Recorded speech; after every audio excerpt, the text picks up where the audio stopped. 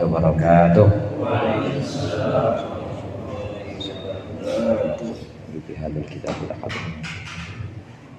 Al-Fatihah. Alhamdulillahirabbil alamin. Iyyaka na'budu wa iyyaka nasta'in. Shiratal ladzina an'amta 'alaihim ghairil maghdubi 'alaihim waladdallin. Alhamdulillahilladzi tafarrada bil 'izzi wal jalal wa tawahhada bil kibriya'i wal kamal. Allahumma salli wa sallim ala sayyidina Muhammadinil munqidhi minadh dhalal wa ala ashabihi wa alihi khairi al. Amma ba'd, fa inna ahsanal hadithi kitabullah wa khairal hadi hadi Muhammadin Rasulillah sallallahu alaihi wasallam wa syarrul umuri muhdatsatuha wa kullu muhdatsatin bid'ah wa kullu bid'atin dhalalah wa kullu dhalalatin finnar. Segenap jamaah musholah al-jihad, para ustaz, para orang tua, para pengurus, hadirin sekalian yang dimuliakan oleh Allah.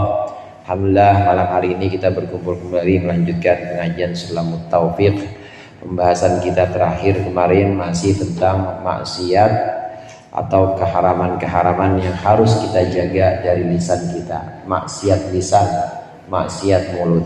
Di antara maksiat mulut, di antara perkara-perkara yang harus kita hindari dari lisan kita, jangan sampai terucap dari lisan kita, yaitu minta-minta atau ngemis kepada orang kaya padahal kita masih dalam kadar mampu, kita masih dalam kadar sanggup, kita sanggup, pekerjaan juga ada dan kecukupan semua juga sudah cukup, maka tidak boleh, haram hukumnya kita minta-minta kepada orang kaya.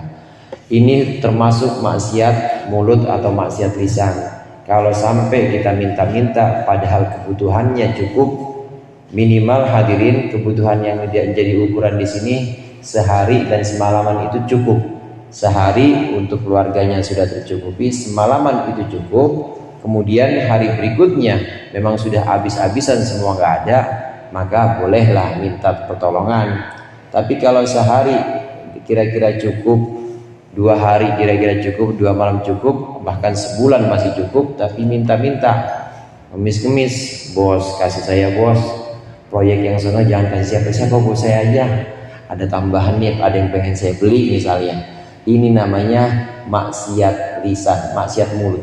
Kita minta-minta, minta proyek, minta pekerjaan, kita minta satu pemberian berupa harta atau berupa uang, padahal kita cukup, sudah semua terpenuhi, maka hukumnya haram mengemis. Memang hadirin kembali kepada mental kita itu harusnya jadi mental orang yang memberi, bukan mental orang yang minta. Kan jelas itu al-yadul ulya khairum minal yadis sufla, tangan di atas lebih baik daripada tangan di bawah. Mental kita memang harus mental orang yang memberi, jangan mental orang yang menerima, yang minta-minta. Karena meminta-minta padahal dalam kadar dia masih mampu dan sanggup, masih cukup, maka hukumnya haram. Imam Ghazali menjelaskan ini lebih jauh. Ini ada pengecualian untuk orang yang dalam keadaan dia waktunya habis dan waktunya sibuk untuk menuntut ilmu. Santri misalnya, santri padahal dia bisa buat kerja mah bisa, dia buat cari penghasilan atau cari maisha bisa, tapi memang dia fokus untuk belajar, maka yang kayak begini boleh minta. Santri, khusus buat santri. Nah kalau di sini ada yang santri misalnya, ada yang mondok nggak pulang-pulang dari musola terus aja, kemudian ya memang belajar, emang tujuannya dia ngaji, ada gurunya, maka ini termasuk yang diperbolehkan. Kalau dia minta kepada orang-orang boleh, karena memang sibuk belajar dan sibuk menuntut ilmu. Yang nggak diperbolehkan itu kalau dia tidak menuntut ilmu, bukan thalibul ilm, bukan thalibul ilm, dia juga mampu bekerja tapi dia tidak bekerja dan dia minta-minta sama orang kaya, ini hukumnya haram, termasuk maksiat lisan. Kemudian yang berikut ini akan kita baca termasuk maksiat lisan, maksiat mulut, ada di halaman 74. Maaf, ada di halaman 79. 76 kalau saya nyatetnya. 77 apa 76? Ada yang 79, pengen buru-buru hatam apa? Oh, artinya kali ya, barunya. Artinya ya benar 79. Iya, artinya 79. Kalau di Arabnya ini 76. Saya nyatet yang kemarin ada di halaman 76, yaitu bahasa Arabnya. Qala al-musannif rahimahullah wa nafa'ana bihi wa bi 'ulumihi wa bi barakatihi fid dharain amin. Wan nadru bi qasdi ihramil warithi wa tarkul wasiyati bidainin aw ainin la ya'lamuha ghairuhu. Termasuk maksiat mulut itu adalah nadar, mengucapkan nadar dengan tujuan melarang atau menghindarkan atau mencegah ahli waris, mencegah seseorang menerima warisan. Wa tarkul wasiyati, dan juga tidak memberikan wasiat, bidainin aw ainin, dengan satu hutang, aw ainin, atau satu benda, satu perkara, la ya'lamuha ghairuhu, yang tidak diketahui selain oleh dia. Maksudnya orang lain tidak ada yang tahu. Termasuk maksiat lisan. Kadang-kadang diem aja itu bisa maksiat. Ketika kita dituntut untuk ngomong tapi dia diem, maka ini termasuk maksiat lisan juga. Kenapa dikasih lisan, dikasih mulut tapi nggak ngomong? Di antaranya orang yang sebenarnya harus mengucapkan wasiat, harus memberikan wasiat, tapi dia tidak ucapkan wasiat itu. Yang dimaksud dengan wasiat di sini terutama wasiat tentang utang piutang. Orang yang sudah umurnya memang sudah senja, kemudian sudah waktunya dia itu memberikan wasiat-wasiat. Ini saya punya utang sama ipar saya, ntar kalau saya meninggal tolong bayarin, sebelum ini dibagi-bagi semua milik anak-anak saya, sebelum milik kalian semua dibagi-bagi, bayarkan dulu utangnya. Ini ngomong seperti ini wajib. Dia nggak ngomong, maka diamnya dia termasuk maksiat lisan, karena tidak memberikan wasiat terhadap satu utang yang memang merupakan kewajiban dia. Atau bukan hanya utang, sesuatu yang memang tidak ada yang tahu kecuali dia. Orang udah usia senja, dia tahu dan dia punya firasat sebentar lagi dia akan meninggal. Kemudian ada yang harus dia sampaikan. Yang disampaikan itu antara lain adalah anak misalnya. Ini Bapak punya ibu lagi selain ibu lo, misalnya kayak begitu. Punya ibu lagi itu ada di sono, ada di Bojong mana Pak? Bojong Kenyot. Tahu Bojong Kenyot? Di Bojong jauh dah pokoknya, di Bojong Kenyot. Nah, ada anaknya perempuan semua. Nah, anak Bapak yang di sini kan laki semua, biar pada kenal dah. Artinya itu berarti saudara lu juga. Itu kandung satu bapak, itu anak Bapak juga. Kalau ketemu jangan diapa-apain, itu mahram dulu. Ini kan wajib untuk menyebutkan bahwa itu adalah mahramnya, bahwa itu masih saudaranya. Karena kalau nggak disebutkan salah-salah, ini bisa nikah misalnya. Ini termasuk yang suatu yang wajib, nggak ada yang tahu kecuali dia. Lain hal kalau memang ada yang mengetahui selain ini, orang tua ini memang udah tahu yang lain. Misalnya ada mak comblangnya, ada comblangnya kebetulan dekat sama anak-anaknya atau dekat sama istrinya, dekat sama keluarga yang satu ini. Dia tahu juga tentang simpenannya yang di Bojong Kenyot itu. Kalau ada yang tahu maka nggak wajib wasiat.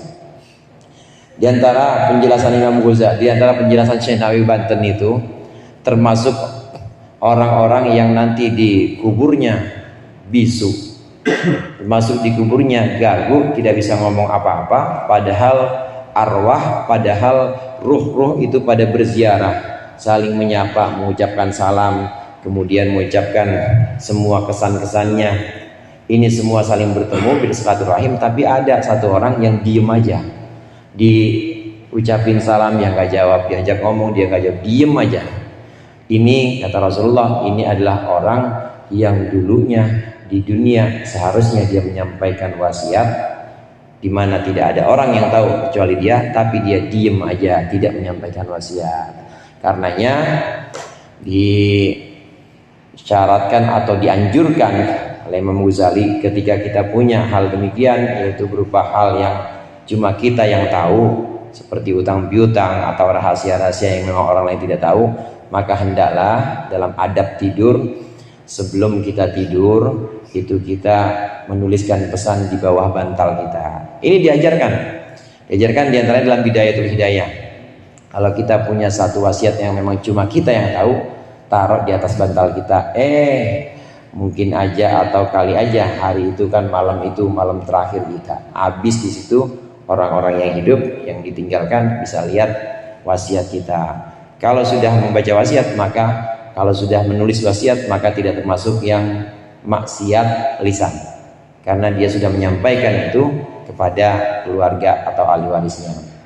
Termasuk maksiat lisan di sini nazar, saudara. Nazar, tapi tujuan nazar ini konyol. Dia nazar tapi supaya orang yang satu itu kagak dapat warisan. Udah ketahuan kalau tanah yang sebelah wetan itu emang sebenarnya adalah jatah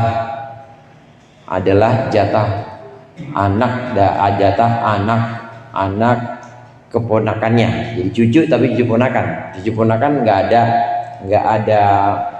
nggak ada fariidhah atau nggak ada bagian dalam hukum waris.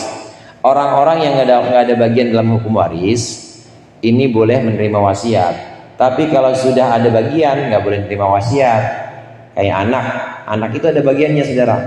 Jadi nggak boleh seorang yang sudah usianya senja, dia tahu firasat bahwa sebentar lagi akan meninggal, dia wasiat, saya wasiat nih buat anak saya yang pertama saya kasih tanah yang di Parung ya 2 hektar, tapi yang dikasih anak nggak boleh. Wasiat itu harus kepada orang yang tidak mendapat bagian. Kalau orang yang sudah jelas-jelas ada bagiannya dalam hukum faraid, dalam ilmu faraid, nggak boleh menerima wasiat. Ada orang nazar, dia nazar, dan nazar ini tujuannya untuk menghalangi seseorang supaya nggak dapat harta warisan, maka ini termasuk maksiat lisan. Udah ketahuan tanah yang sebelah sono, sebelah wetan itu untuk anak atau cucu ponakannya, tapi dia bilang saya nazar kalau saya hasil atau kalau saya sehat lagi maka tanah yang sana saya jadi musola. Padahal itu emang udah harusnya itu jatah orang, tapi dia nazarkan supaya orang itu nggak dapat jatahnya, nggak dapat bagiannya, maka ini termasuk maksiat lisan atau maksiat mulut. Singkatnya, maksiat mulut yang barusan kita bahas ini tujuannya dia menyampaikan satu nadar adalah untuk menghalangi hak orang. Nggak boleh mengucapkan nadar tapi tujuannya menghalangi hak orang, itu tidak boleh. Kemudian lagi masih termasuk maksiat lisan, wal intima'u ila ghairi abihi, dan menasabkan diri kepada selain bapaknya, au ila ghairi mawalihi, atau kepada selain tuannya, termasuk maksiat lisan. Jamaah rahimakumullah, lisan di sini bukan hanya ucapan, tapi bisa berupa tulisan atau berupa sebutan-sebutan biasa sehari-hari. Ada orang dia menasabkan dirinya, menisbatkan dirinya tidak kepada bapaknya, maka itu namanya maksiat lisan, haram hukumnya. Maksud dari intima di sini, dia menasabkan dirinya, nasabnya bukan ke bapaknya, tapi nasabnya kepada selain bapaknya, entah kepada bosnya atau entah kepada tetangganya atau kepada idolanya misalnya. Idolanya nasabkan. Tujuannya apa? Tujuannya untuk melupakan bapaknya. Nah, itu yang nggak boleh. Tujuannya untuk melupakan bapaknya. Kenapa? Ada di sini yang namanya kurang terima kasih, tidak bersyukur kepada jasa-jasa bapaknya.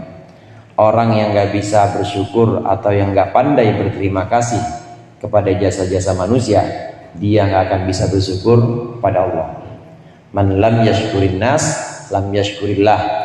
Orang yang nggak bisa terima kasih sama orang lain, sama manusia, terutama sama orang tua, maka dia nggak akan bisa bersyukur pada Allah.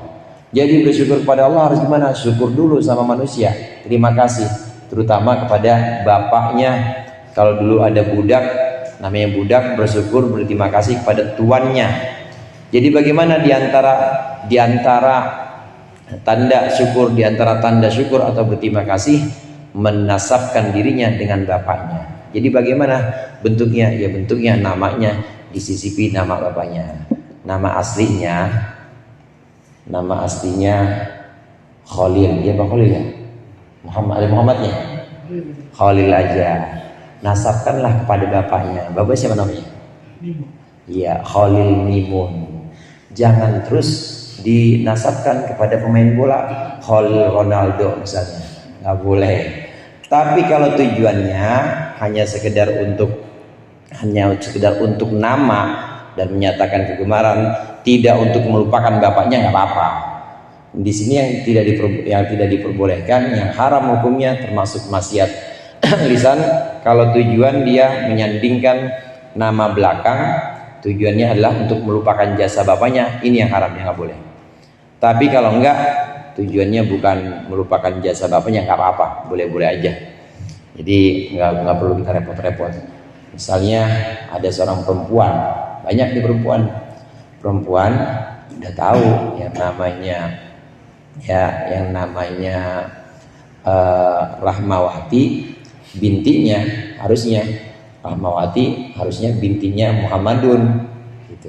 Tapi dia namain Rahmawati Khalil misalnya. Kenapa? Khalil suaminya. Tujuannya apa? Tujuannya bukan untuk meremehkan bapaknya, nggak apa-apa, boleh. Bisa dipahami Pak ya? Rahmawati Khalil. Khalil siapanya? Bapaknya bukan. Siapa suaminya? Boleh. Asal tujuannya bukan melupakan bapaknya, nggak apa-apa. Jadi nggak usah dipersulit. Jadi boleh-boleh saja. Yang tidak diperbolehkan atau yang haram di sini kalau tujuannya melupakan jasa bapaknya, melupakan benar-benar memutus hubungan dia dengan bapaknya, ini nggak boleh. Banyak itu ya ulama-ulama kita, istrinya ini biasa dinisbatkan kepada suaminya, ini boleh. Enggak haram, kalau itu enggak haram. Karena memang tujuannya bukan untuk melupakan jasa bapaknya, tidak apa-apa. Yang dilarang oleh Rasulullah di sini, dia menisbatkan namanya, menyandingkan namanya bukan kepada bapak, tapi kepada orang lain. Tujuannya supaya lupa kepada bapaknya atau mengingkari jasa bapaknya, ini yang tidak boleh. Wal khitbatu ala khitbati akhihi. Dan juga termasuk maksiat lisan itu lamaran orang lain yang sudah dilamar, udah jelas-jelas udah didatengin sama orang. Kata Rasulullah, la yabi ahadun bai'a akhihi ala bai'i akhihi wala yakhtub ala khitbati akhihi. Tidak boleh seseorang muslim ini melamar lamaran saudaranya. Tidak boleh seorang muslim ini membeli sesuatu yang sudah ditawar oleh saudaranya. Udah ditawar sama temennya pergi, kemudian ya temennya pergi, ada yang nawar lagi bisa lebih tinggi, dijual, nggak boleh, hukumnya bagus. Karena udah terlanjur ditawar sama saudaranya sebelumnya, jangan dilepas. Begitu juga lamaran, tidak boleh melamar seseorang yang memang sudah dilamar orang lain, kecuali kalau sudah diizinkan atau kecuali kalau sudah lepas. Kalau yang melamar pertama ini misalnya, yang melamar pertama memang sudah melepasnya, ya saya nggak jadi dah, saya cancel, saya nggak jadi, silahkan ente lamar, boleh. Nah, seperti itu. Demikian juga dalam jualan. Kalau yang nawar pertama bilang, udah saya nggak jadi bang, biar buat dia aja, boleh, nggak apa-apa. Kalau sudah seperti itu. Kalau masih dalam rangkaian tawar menawar atau lamaran, masih jadi lamaran orang, maka tidak boleh dilamar oleh orang lain. Nggak boleh kita melamar perempuan yang sudah dilamar oleh orang lain. Hukumnya haram, termasuk maksiat lisan, maksiat mulut. Kemudian wal fatwa bi ghairi ilmin, dan juga memberikan fatwa dengan tanpa ilmu. wa ta'limu wa ta'allumu ilmin mudirrin, dan juga mengajar atau belajar ilmu yang membahayakan, memberikan fatwa, memberikan satu keputusan agama, sifatnya fatwa di sini keputusan agama, tapi tanpa ilmu. Tanpa ilmu, ilmunya nggak ada atau ilmunya pas-pasan, dia memberikan fatwa, maka ini termasuk maksiat lisan. Mau tanya nih Pak, itu sholat ini jenazah mayitnya ini emang dosanya banyak banget, gimana Pak ya kalau sholatnya doanya biar lebih, biar diampunin? Boleh takbirnya tambahin dia, takbirnya jadi 7. Kalau jenazah berapa takbirnya Pak? Pak, salat jenazah takbirnya berapa? 4. Nah kata orang ini, ya udah boleh, saking ini memang mayit ini banyak dosanya, takbirnya 7 aja. Takbirnya 7 karena banyak dosanya. Namanya memberikan fatwa tanpa ilmu. Memberikan fatwa tanpa ilmu dosa, haram hukumnya, maksiat mulut juga. Nanti repot tuh saudara, nanti kalau ada yang dosanya lebih banyak lagi, takbirnya 7 tambahin ruku dah sama sujud segala semuanya, makin banyak ya makin sesat fatwa yang diberikan karena nggak punya ilmu. Jamaah rahimakumullah, memang dianjurkan itu setiap satu radius ya, 1-2 marhalah. Radius 2 marhalah itu ya kira-kira sekitar 85 kilometer. Satu apa tuh namanya itu, satu provinsi mungkin ya kira-kira ya, satu provinsi itu harus ada satu orang yang alim yang bisa memberikan fatwa. Fatwa ini harus berdasarkan ilmu. Tanpa ilmu memberikan fatwa dengan sembarangan, dosa hukumnya, termasuk maksiat lisan, maksiat mulut. Termasuk maksiat mulut mengajarkan dan juga belajar ilmu yang membahayakan. Apa ilmu yang membahayakan itu? Membahayakan ilmu sihir. Diajarin, bang nanti kalau habis subuh madep wetan ya, madep wetan baca ini cirutuk kali sunlah tangkang kulingkang wah, semuanya mantranya diajarin. Itu namanya maksiat lisan. Yang belajarnya dosa juga karena dia ngamal itu. Ilmu sihir atau ilmu nujum. Ilmu nujum juga nggak boleh saudara. Ilmu nujum itu ilmu perbintangan. Dengan mempelajari atau dengan mengamati gerakan benda-benda langit, maka dipadukan dengan hari lahir seseorang, maka seseorang bisa mencelakai orang lain dengan ilmu nujum, atau seseorang bisa menarik satu keberuntungan untuk orang lain. Yang diperhatikan adalah gerakan benda langit, ilmu nujum. Ilmu nujum ini haram dipelajari karena tadi tujuannya itu merugikan orang. Nah, ada bagian dari nujum yang sebenarnya bermanfaat. Ada bagian dari ilmu nujum yang bermanfaat, namanya ilmu falak. Sama-sama yang diperhatikan gerakan benda langit, tapi tujuannya, fungsinya adalah untuk mengetahui waktu-waktu ibadah. Di antaranya mengetahui waktu sholat, itu ilmu falak. Sekarang zuhurnya jam 12:05 misalnya, ntar bisa mundur lagi, bisa jam 12:03, nanti bisa mundur lagi, bisa jam 11:55. Itu dipelajari, diamati, dan bisa jadi untuk pegangan 1 tahun atau 2 tahun bahkan. Dengan apa itu? Itu dengan ilmu falak. Semua bisa dipelajari ilmu falak. Atau bisa juga ilmu falak itu mengetahui datangnya waktu Ramadan. Sebagaimana kita tahu ru'yatul hilal, melihat hilal, itu termasuk bagian ilmu falak. Nah, bagian ilmu nujum yang diperbolehkan, ini ilmu falak diperbolehkan kita pelajari. Tapi kalau yang untuk mencelakai orang, untuk memberikan bahaya pada orang lain, nggak boleh, haram hukumnya. Belajarnya dosa, yang ngajar ikut dosa juga. Belajar ilmu nujum dosa, haram. Kemudian wal hukmu bi ghairi hukmillahi, dan memberikan hukum atau ketetapan bi ghairi hukmillahi, dengan tanpa hukum Allah. Memberikan satu keputusan tidak sesuai dengan keputusan atau tidak sesuai dengan hukum Allah. Yang dimaksud di sini, hadirin, ini seorang hakim misalnya, dia memberikan keputusan tapi tidak sesuai dengan apa yang dia ketahui dari saksi-saksinya, tidak sesuai dengan apa yang dia ketahui dari bukti-buktinya, dia memberikan hukuman, maka itu termasuk maksiat lisan, haram hukumnya.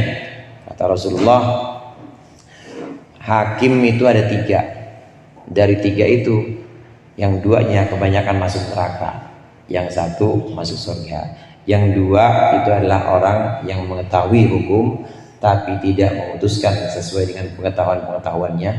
Jadi dia berselingkuh dengan pengetahuannya, punya ilmu tapi nggak diamalkan. Yang 1 memang nggak tahu apa-apa ilmunya. Nah, yang 1 lagi, ini adalah hakim yang masuk surga, adalah hakim yang tahu ilmunya, kemudian dia memutuskan sesuai dengan ilmunya, memberikan keputusan. Untuk hakim ini terutama, wan nadbu wan niyahatu, dan nadab itu artinya menyebutkan kebaikan-kebaikan, wan niyahatu dan meratap. Menyebutkan kebaikan yang dimaksud di sini menyebutkan kebaikan almarhum atau almarhumah, tapi dengan cara meratap.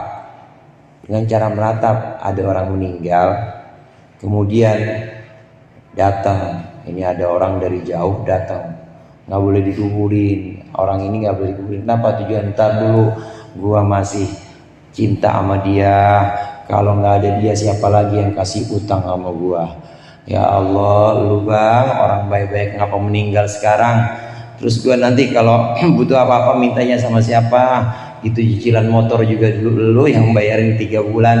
Semua kebaikan lain disebutin, kebaikan almarhum disebutin, namanya nadab, sambil teriak-teriak, namanya niyahah, haram hukumnya. Niyahah meratapi mayit dan juga menyebutkan kebaikan mayit dengan tujuan meratap, maka hukumnya haram, termasuk maksiat lisan. Jamaah rahimakumullah, keharaman niyahah atau nadab di sini, meratap atau menyebut kebaikan mayit di sini, keharamannya karena dia tidak ridho kepada qada Allah. Orang yang meratap itu orang yang tidak terima dengan keputusan Allah. Jadi padahal keputusan Allah, padahal iman kepada qada qadar itu kan wajib, termasuk rukun iman. Rukun iman yang berapa? Wih, rukun iman yang berapa? Han, Ali. Yang ke-6, iman kepada qada dan qadar. Orang yang nangis-nangis meratap itu termasuk yang gak ridho kepada qada Allah, gak iman kepada qada Allah, maka hukumnya haram.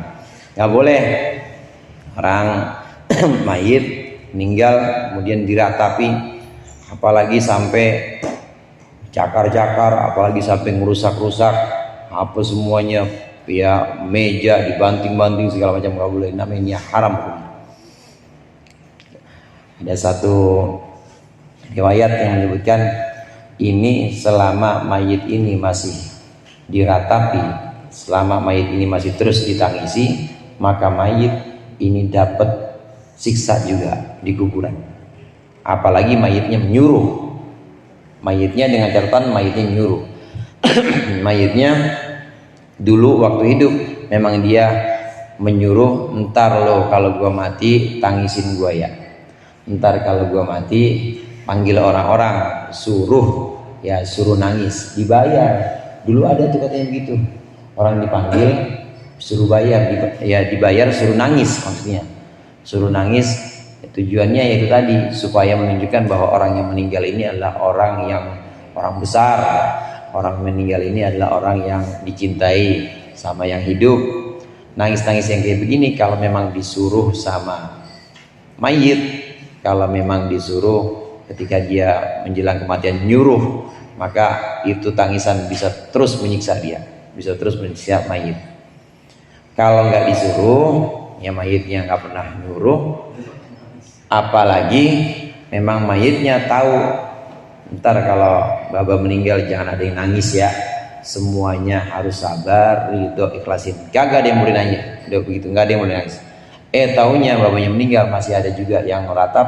Nah ini udah lepas, bebas sudah bapaknya, orang dinasihatin. Yang dapat siksa itu kalau bapaknya memang mesenin, dia pesen nangisin gua ntar. Nah itu nanti sekali nangis kena azab kubur itu. Wa kullu qaulin yahuthu ala muharramin, dan termasuk maksiat mulut yaitu setiap ucapan yang menganjurkan keharaman, au yafturu an wajibin, atau meluputkan atau meninggalkan yang wajib. Yang haram-haram disuruh dilakukan, yang wajib ditinggalkan, itu termasuk maksiat mulut. Ayo bang, jangan pada ngaji. Daripada ngaji kagak dapat apa-apa, itu namanya yang wajib, ngaji wajib tapi disuruh tinggalin, maksiat mulut. Atau yang haram disuruh dianjurin sama dia. Ayo bang, kesana bang, ayo kita kayak dulu lagi misalnya. Udah tobatnya mah nanti, tobat mah urusan kalau udah tua-tuaan dikit baru tobat. Diajak yang haram, maksiat mulut juga itu. Itu belum berangkat aja baru ngomong gitu aja udah dosa, karena termasuk maksiat mulut. Wa kullu kalamin yakdahu bid-dini aw fi ahadin al-anbiya aw fil ulama awil ilmi syar'i awil qur'ani aw fi syai'in min sya'airillahi. Termasuk maksiat mulut yaitu setiap ucapan yang bisa mencederai atau yang bisa meremehkan agama atau meremehkan salah satu nabi, meremehkan para ulama atau ilmu syara atau Al-Qur'an, dan segala sesuatu yang merupakan syiar-syiar Allah. Banyak di sini. Meremehkan para nabi tentu maksiat lisan, meremehkan para ulama ini termasuk juga maksiat lisan. Termasuk meremehkan segala sesuatu yang memang ada hubungannya dengan agama. Meremehkan hukum, ya hukum halal sama haram sama dia diubah gitu.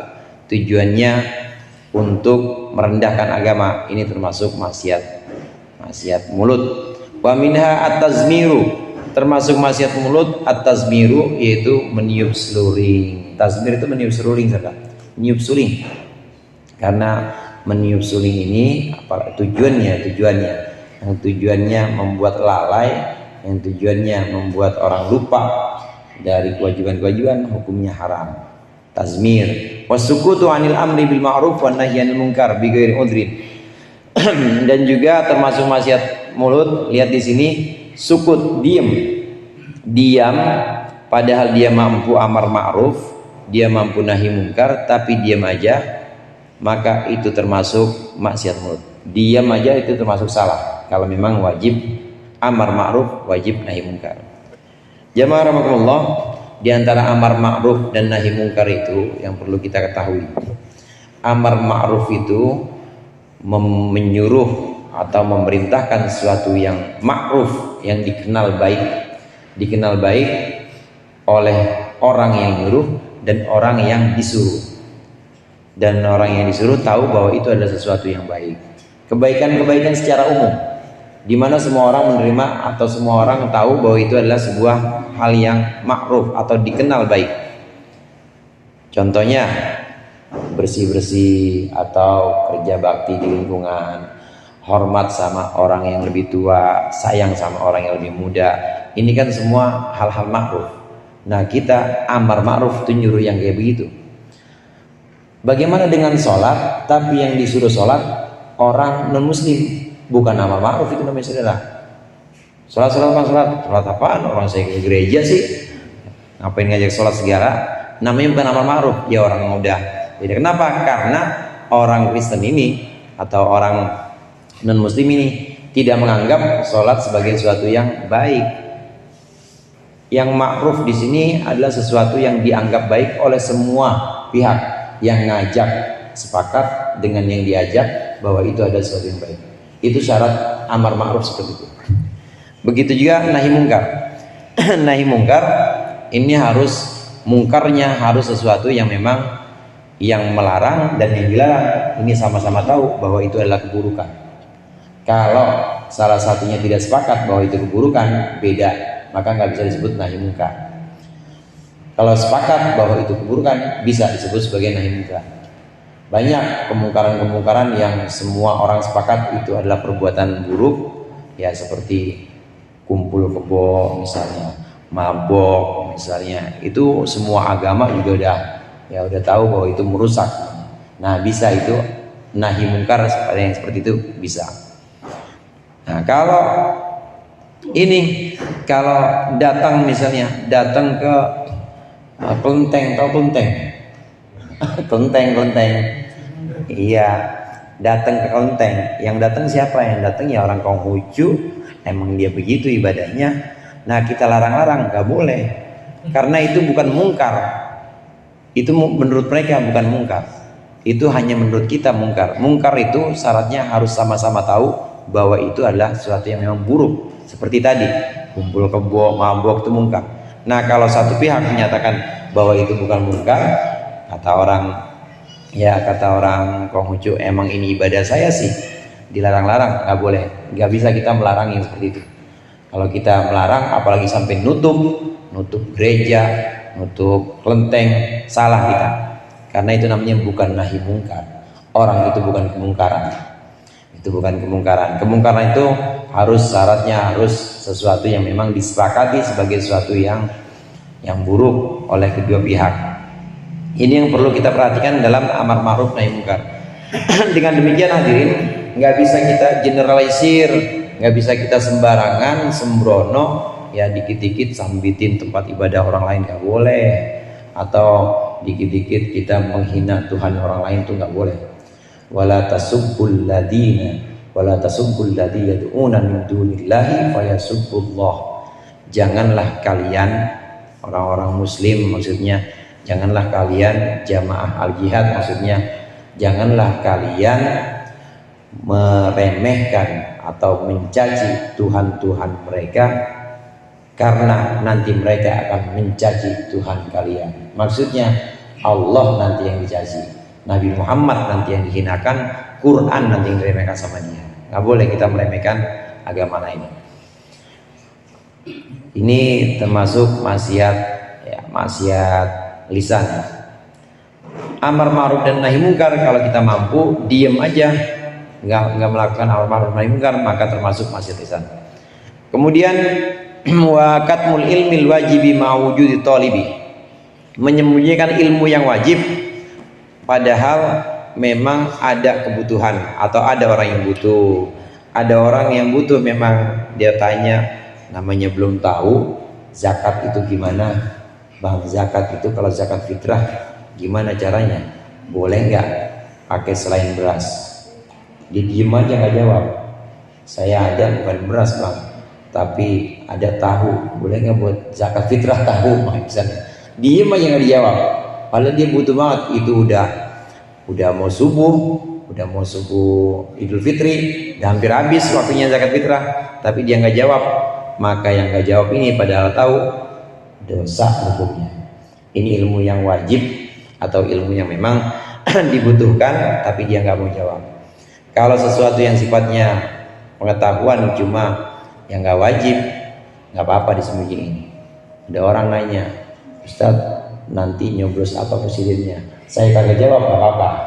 Bukan menyembunyikan itu namanya, karena bukan itu yang dimaksud dengan menyembunyikan ilmu.